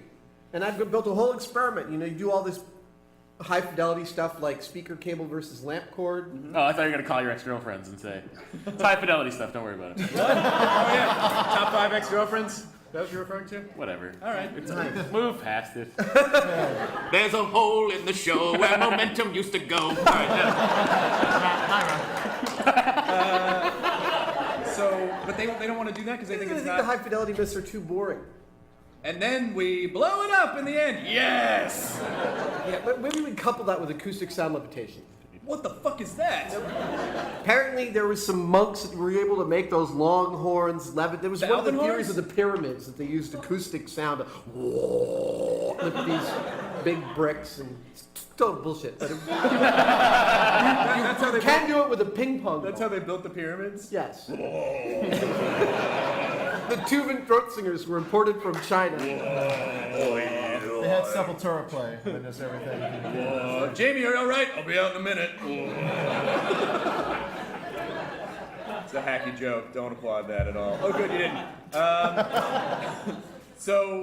What is there? Was there anything else that you guys anything else that you're excited about that's coming up, myth-busting wise? Oh God! Well, so I don't know if you've seen the video of the impossible water slide. The guy that slides down the water slide on the grassy hill, flies like 150 feet through the air into the little swimming pool. No.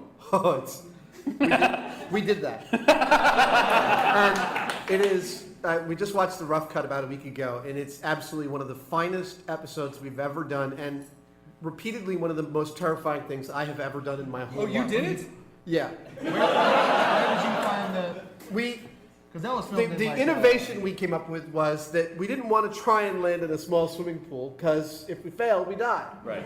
Then the insurance company would never let us try. Right. So I realized that we had just filmed out on a lake, this quarry lake, which is a man-made hole in the ground with no live fish in it, that would be perfect and had 24-degree hills coming off it. So we built this 190-foot water slide on this 24-degree incline, and absolutely petrifyingly scary. How do you calculate like exactly where you're gonna land? Science and math. Well, you can have it watch. Thank you. Sometimes more than the other, but Wait a minute. You don't just consult the flight elves who tell you where There's to an app land? for that. Don't bring up the iPad. Damn it! I'm so angry at Steve Jobs.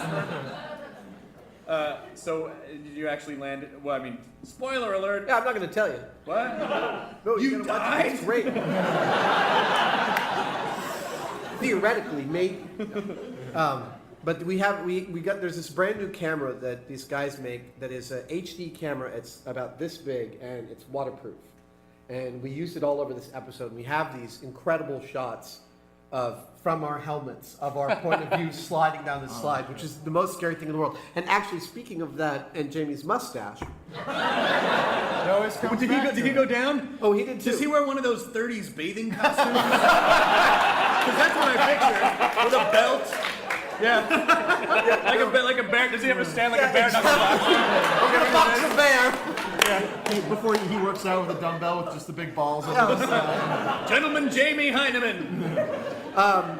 No, actually, to be extra slippery, we wore a wetsuit, and then on top of the wetsuit, we wore a full fetish latex coverall, which made us extra slippery.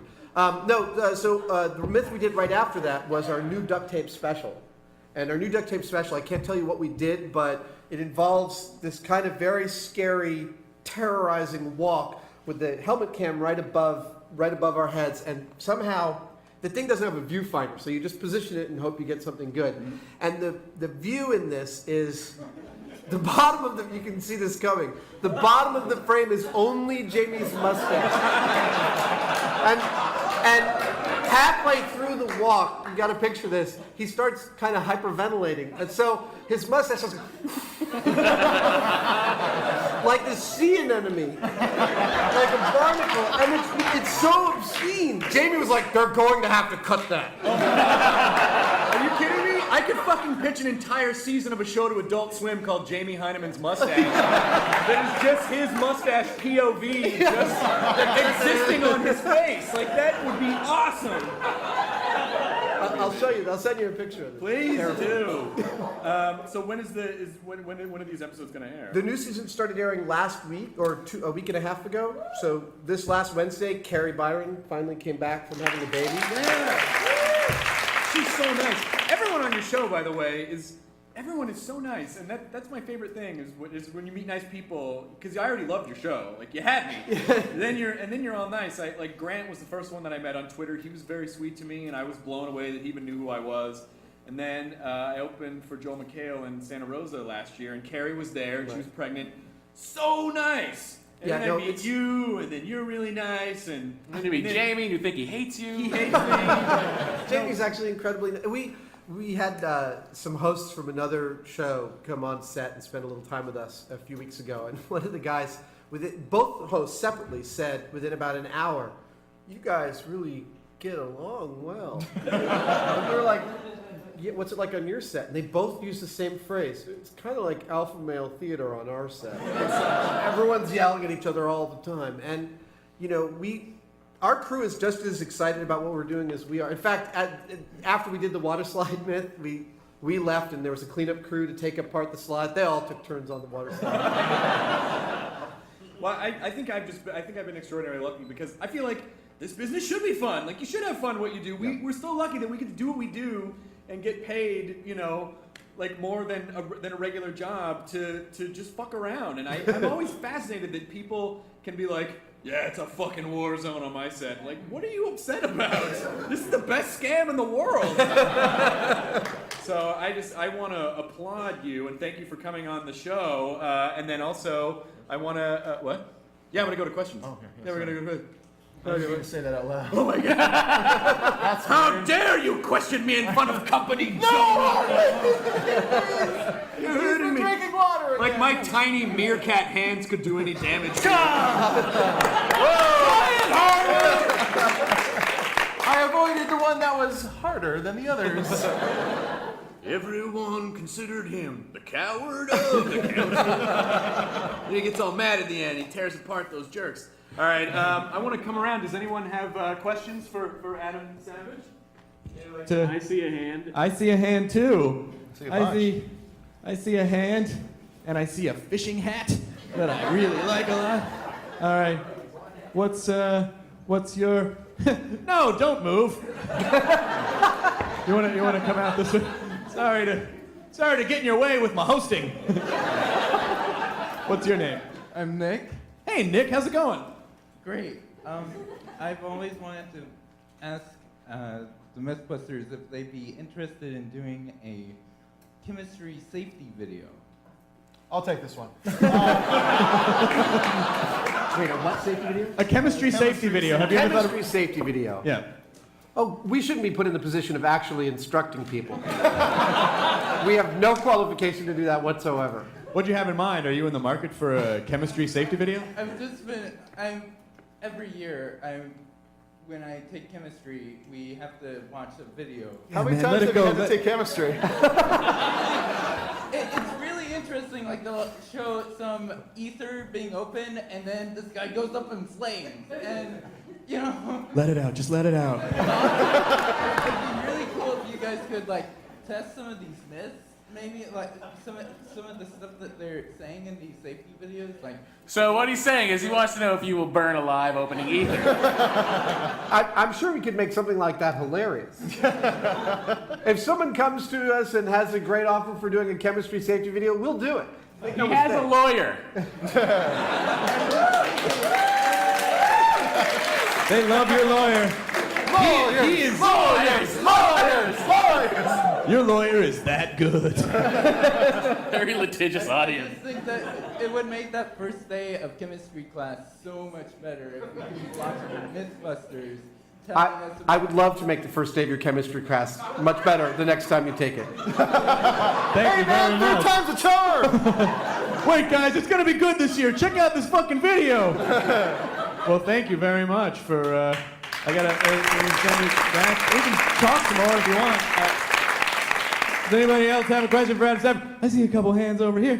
What's your name? Crystal? Hey, Crystal. What's going on? Is this your boyfriend right here? Get the fuck out of here. All right. What's your question? So my question is there a myth that you wish you just had never done, had never tried? What were we thinking? That kind of thing. Wait, if there was a... If there was a myth that you wish you had never done. Wish we'd never done That you were kind of like, what were we thinking with that one? pyramid power. What? We did pyramid power, and I'm sorry. It was a mistake. We shouldn't have done it. It was a foolhardy thing. That falls into the Oogie Boogie territory of like the Loch Ness Monster and the Ouija board. It's all you're going to do is prove a negative. So we're not going to look for the Yeti. We won't ever do pyramid power again. Yeti doesn't want to be found. Yeah. Yeti will find you when he's damn good and ready. The Yeti is Chuck Norris. Anyone else? Oh, I see some question over here. Some question. English, fun to learn.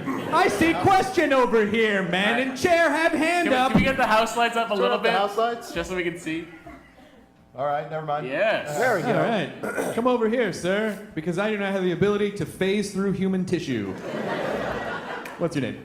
Reese. Reese, how are you? Good. What do you do? I'm a lawyer.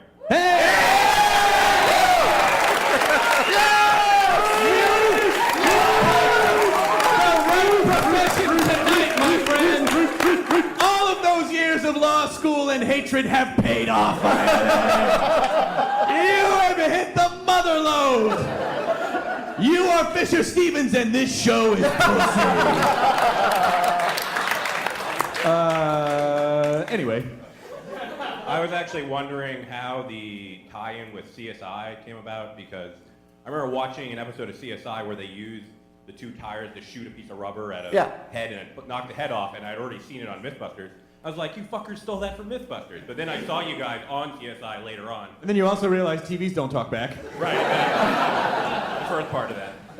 In fact, actually, after they aired that segment of that experiment, which I designed, I was thrilled to see it on CSI.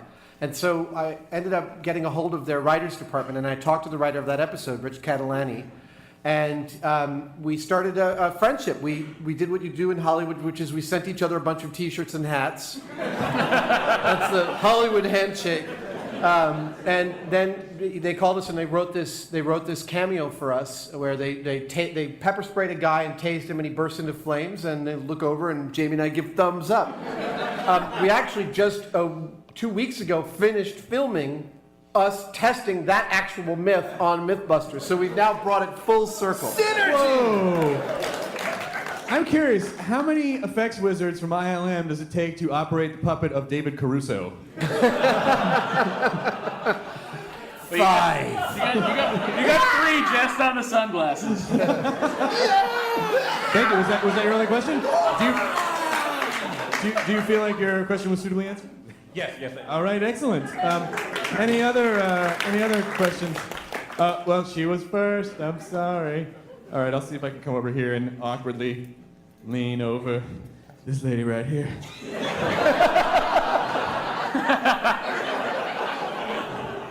Please tell me I'm the sexception in your relationship. If I ever meet Chris Hardwick, I can fuck him right. Yeah, of course. What is your name? Oh, Jessica! It's her fucking birthday! Yes! Hey, Jessica! This is Jessica. I met her outside in the courtyard. She came here for her birthday. I feel like... We're sorry. I feel like we haven't given a special Nerdist podcast happy birthday song. I think you're featuring absolutely Adam right. Savage to Jessica. Come here, Jessica. Come up here for a second. Come here. Come here. Come up here, Jessica. She'll never see the pig's blood we've put in the bucket above the street. They're all gonna laugh at you. They're all gonna laugh at you. Happy birthday. How old are you today? 18. Yes!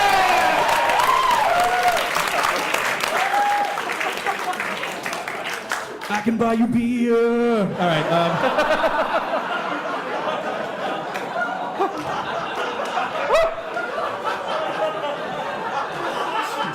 1,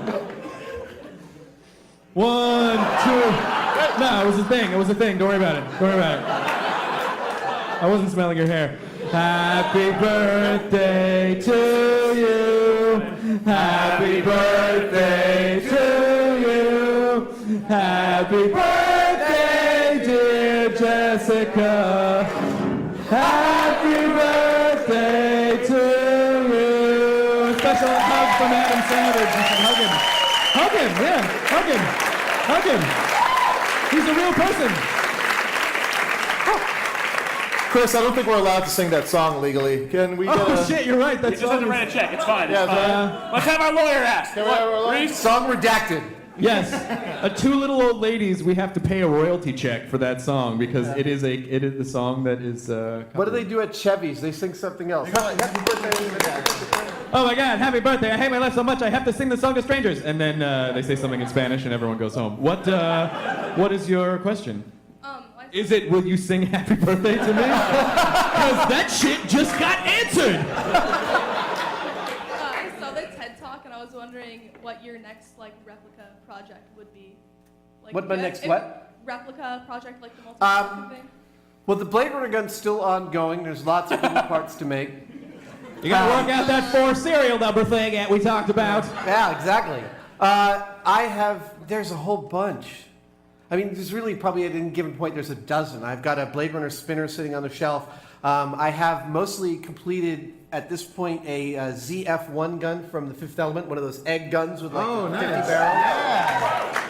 I built it in 3D. I've had parts water cut in aluminum and machined all the barrels and stuff and been working with... I actually have a friend online who I only met for the first time after about 5 years. We've been working on this project together for 12 years now. It's just, an hour here, an hour there, and eventually you chip away at it. I'm trying to build Chris Tucker's haircut from The Fifth Element. I have a picture of me wearing that hairpiece. Schooled. Can we put I guess it's all been done. Can we put that on the blog? Or you Yeah, put that I'll send that to you. All right. Thank you so much, and happy birthday. Happy I hope you had fun. That's so nice. All right, I'll take 2 more questions. And then all right, yes, you, madam. It'd be really awkward if it's your birthday, too. Oh, 3 days ago? Happy birthday. All right. What's your name? Anna. Anna, what's your question? Okay, Adam, I have an 8-year-old son who is a big fan of yours, and in retrospect, I'm really glad I didn't bring him here, even though he really wanted to come. Why the fucking cocksuckery business would you worry about that? Before the show, Adam was like, can we swear? Because cocksucker is my 7th word in. And he was right. I counted. Anyway. And incidentally, he also wants to grow up to be a Lego designer. But he is very talented in building things with anything he can get his hands on. And unfortunately, I'm the complete opposite. I'm lucky if I can put an IKEA furniture item together. We're all lucky if we can put IKEA together. Yeah, seriously. Am I right? Fuck you, cartoon wrench. This doesn't fit, is what I say. My question basically is, do you have any ideas what would be the best way to nurture his desire and obsessiveness with building things, hopefully without taking something really vital apart like my laptop? How can you nurture her son, her 8-year-old son, who wants to be a builder and design things? How can she nurture that as a parent? There's a million ways you can do that. Take apart his stuff all the time. He has no choice. You can have an Xbox when you put it back together. Like that episode of Happy Days with Fonzie and the motorcycle engine. Oh, I thought that would get a bigger laugh than that. I liked it, Adam. New best friend. You know who would have liked that joke is your lawyer. My parents were really good about supporting that desire in me. My father gave me lots of art supplies. One of the more important ones was autonomy. And by the time I was 12, I was able to walk to the hardware store in town and use my dad's charge account at the hardware store. Amazingly, I never abused that privilege. I'd spend maybe $15 or $20 a month at the hardware store. But I was able to go do that and do my own projects without checking with somebody, without asking them to drive me. When I moved into New York City, he also gave me access to his charge account at New York Central Art Supply, one of the great art stores of all time. And that kind of freedom, that kind of autonomy is really, really important. And my kids, I really work hard. Every time they're interested in something, I put more of it in front of them. And if they take it and run with it, I just keep on putting more of it in front of them. It's gonna be great when they figure out pussy. Whoa! Flag on the play! Flag on the play! There is a flag on the play. I'm done talking now. Well, hopefully your question was mostly answered until we were brutally dropped in an ice-cold pussy bucket by Matt Myra. Well, thank you very much for coming, and happy late birthday. One more question, you guys. One more question. One or no more questions. Behind you, Chris. Behind you. What? Schwa? Oh, sir. I'm sorry. What's your name, sir? My name's Carl. Hey, Carl. What's your question? I have a question on the Mythbusters. Have you ever done a myth where you've discovered something and go, oh, maybe we shouldn't show this on TV and show everyone how to, beat the radar or something? We usually, the question about myths that we wouldn't want to show people how to do something dangerous, we usually peg those long before we do them. There is a story which we still haven't figured out a way to do, which is gun silencers. It's actually quite fascinating how they work, and they don't sound anything like they do in the movies, but they do cut out a huge amount of the sound. There's a lot of science to what they cut out. They're not made for making guns silent. They're usually made for actually keeping people from hurting people next to them with muzzle flash, etc. But you can't go near this episode, and we could get flash suppressors and silencers and stuff to use on the show. We could get those permits. But you can't go near that episode without doing homemade silencers, without shooting through a 2-liter soda bottle or a potato or a pillow or all these other things that are purported to silence the weapon. Potato! With an E. Oh! And we can't, this is one where we wouldn't go near silencers unless we were going to talk about that stuff, and we can't figure out a way to talk about it without demonstrating it, so we're probably not going to get around to that, unfortunately. And you don't want to change the name of Mythbusters to check this out, terrorists! Exactly. Thank you for your question. Ladies and gentlemen, I would like you to have a huge round of applause for Mr. Adam Savage. I would like to thank you guys for coming out here tonight, for paying money to be here live. Please have a hand for Jonah Ray. A hand for Matt Myra. A hand for Largo.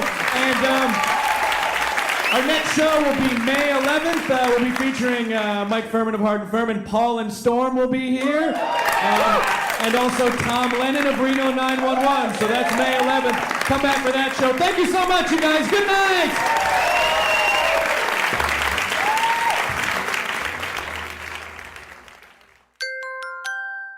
Now leaving Nerdist.com.